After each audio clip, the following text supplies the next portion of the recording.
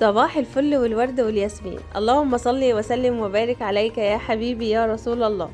وحشتوني كتير كتير من الفيديو اللي فات، يا رب كلكم تكونوا بألف خير.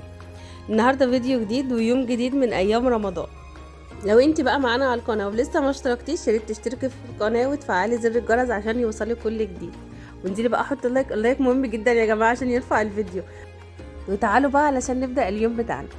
انا اول حاجه خالص في اليوم، طب انا عملت العصاير عشان ابدا كده على طول نطبخ؟ والله ما كنت عملت، لسه عملت حتى الخشاف ما عملتش الخشاف. بصوا كل حاجه سهله، خد الحياه ببساطه، خد الدنيا بالراحه، كل حاجه هتتعمل وكل حاجه هتخلص.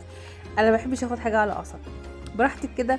كل حاجه بصي عايزه اقولك على حاجه، انت لو عملت بسرعه او كنت حاسه ان الدنيا متاخره عليكي واشتغلت بسرعه، هيها والله برضو لو اشتغلت براحتك الدنيا كل حاجه هتخلص. انا قمت بقى كده بروقان، صليت وقرأت القرآن بتاعي وقلت ايه اما ادخل بقى المطبخ. يعني عايزه اقول لكم ان كانت الساعه يعني تقريبا 2:30 عادي، ولا اي حاجه، مش هنتاخر ولا حاجه. المهم اقول لكم انا طبخت ايه. انا معنى كلامي ايه؟ ان يعني خدي الحياه ببساطه، مفيش احسن منها والله. عملت ايه بقى؟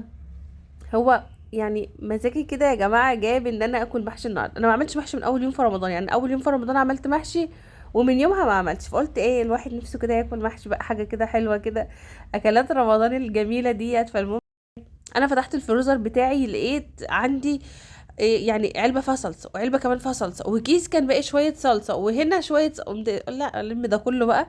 حطيت في الحله بتاعتي بقى شويه سمنه، شويه زيت، وقطعه سمنه بلدي كده، وشوحت كده بصلتين تلاتة ضربتهم في الكبه.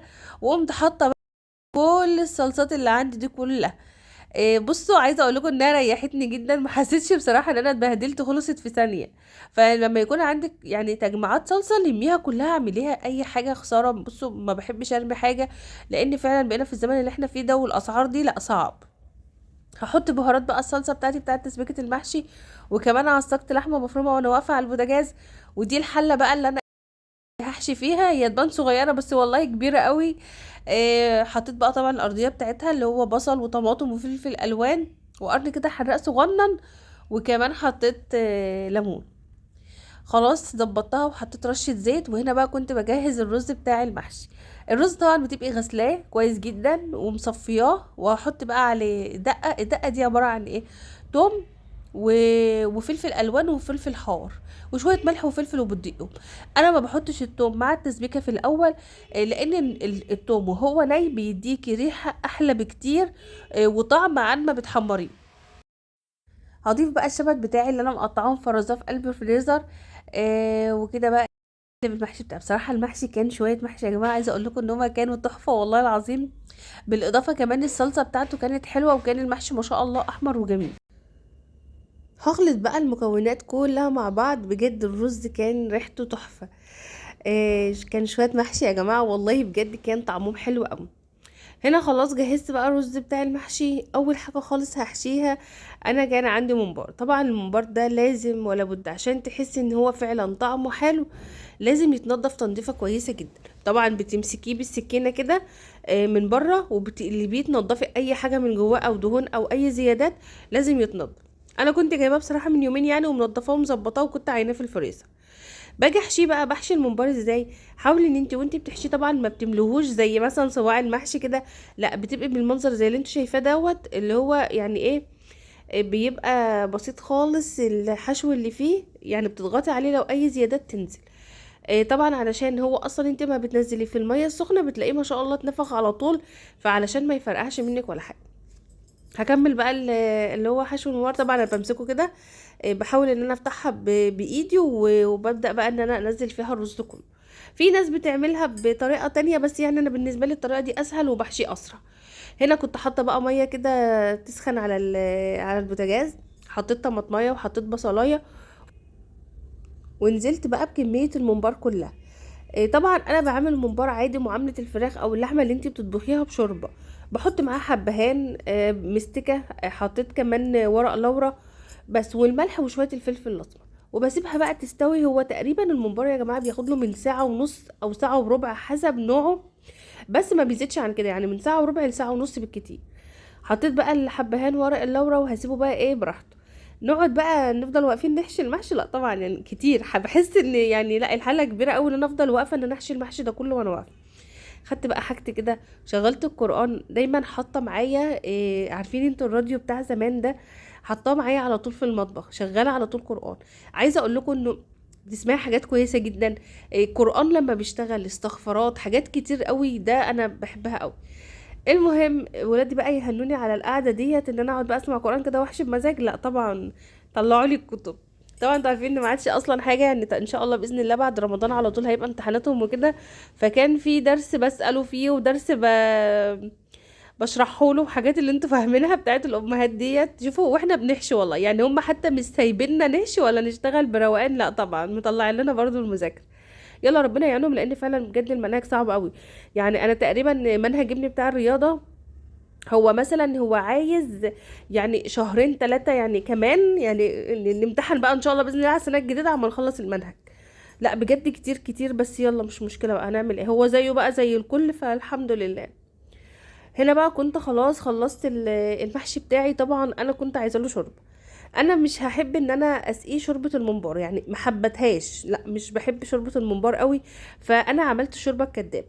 عملتها ازاي بقى؟ جبت ميه، سخنتها على البوتاجاز، وضفت عليها بصله وطماطميه او معلقه صلصه حسب اللي عندك، وكمان حطيت معاها حبهان ومستكه وورق لورا وكمان كمون وملح وفلفل. ولما غلت شويه حلوين كده بالظبط، ومرقه دجاج بالظبط، دي شوربه يعني ما تفرقش عن الشوربه العاديه. سقيت بقى المحشي وغطيته بقى. وهنا بقى كنت بعمل الجلاش عمايله سهل طبعا. كنت عصقت اللحمه المفرومه وبحط بين الطبقات كده وبعضها سمنه، وبقوم حاطه اللحمه المفرومه مكمله الطبقات. وطبعا بتقطعيه قبل ما بتضيفي السمنه بتاعته. هقطعه طبعا، يعني انا حبيت ان انا اقطعه مكعبات مش كبيره قوي، بحيث ان يعني مربعات كده، علشان يعني اللي ياكل الواحده ما يعني ياكلها كلها، ما يسيبش منها حاجه.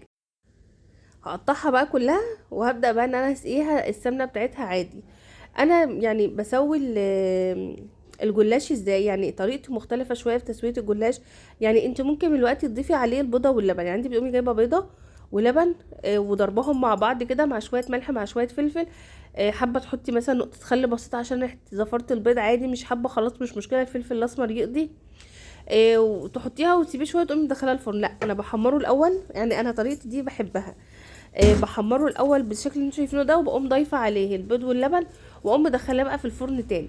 الجلاش بالذات ما بتعاملش معاه بنار عاليه، بحب ان انا اتعامل معاه بنار اهدى شويه. بدخله بقى الفرن، عايزه اقول لكم ان هو ما شاء الله بتنفخ وبتنفش بطريقه كده تعرفي ان الجلاش معاكي ناجح، لان رقاته كلها كده احمر. قلت بقى بالمره اعمل ايه احمر الممبار. خلاص احنا كنا خلاص في الوقت، يعني ان هو المحشي عندي كان خلاص بقى بيرد، ما شاء الله المحشي عندي ما شاء الله كان زي الفل.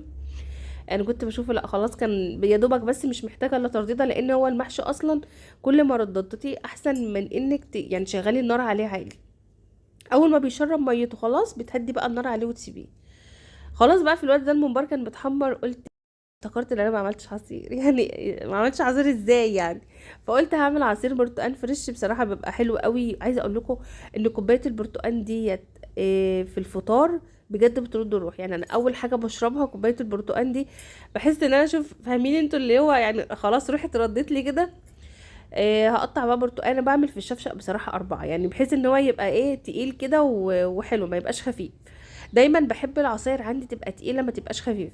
هضيف بقى السكر بتاعي وهضربه. طبعا عصير البرتقال ده لازم بتصفيه، يعني لازم ولا بد تصفيه. انا قلت على ما العصير يتضرب. شايفين بقى الجلاش عندي عامل ازاي؟ ما شاء الله بجد كان تحفه. طلعته بقى حطيته بره بقى في جنب على البوتاجاز. وهنا بقى كنت بصفي البرتقال، واحط بقى البرتقال اخلصه واظبطه عشان ادخله التلاجة شويه، يعني ايه يسقع شويه. وكنت بقى بعمل السلطه. يعني عارفين انتوا شغلانه بتجيب شغلانه بتجيب شغلانه، هو كده احنا يعني. انا اول ما بدخل المطبخ يعني الحمد لله ما بطلعش منه الا وانا مخلصه كل حاجه.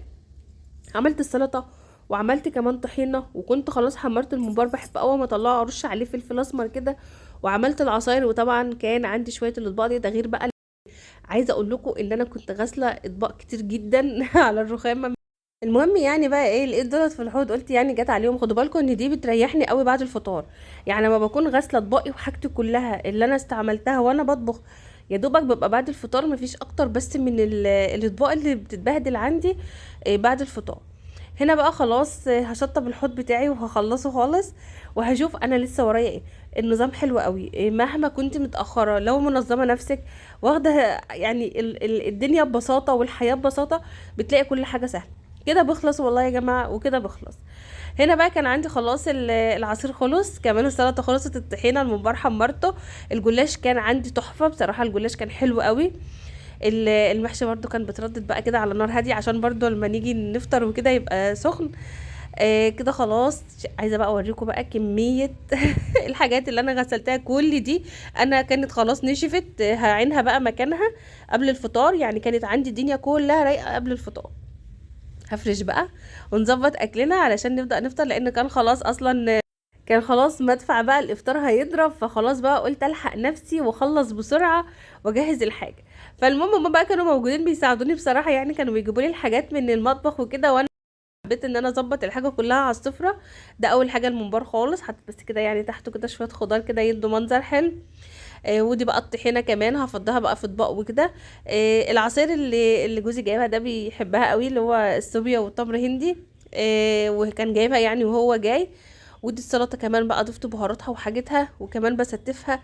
وده عندي الجلاش بجد تحميره، جربيه بالطريقه اللي بقولك عليها دي، هدي النار شويه من فوق وحطيه على الشبكه، بس علي من تحت لان انت كده كده حطاه على الشبكه. ولما يدي لون ابدأي بقى ان انت تسقيه البيضه واللبن، هتلاقيه جميل جدا معاكي. ده بقى المحشي، عايزه اقول لكم ان هو ده الكلام، يعني ده احلى ما في الموضوع اصلا هو المحشي. وده كان يومنا النهارده، وده الفطار بتاعنا. يا رب الفيديو بتاعي يكون عجبكم النهارده، لو عجبكم بقى ما تنسينيش في الاشتراك واللايك. بحبكم في الله، مع السلامه.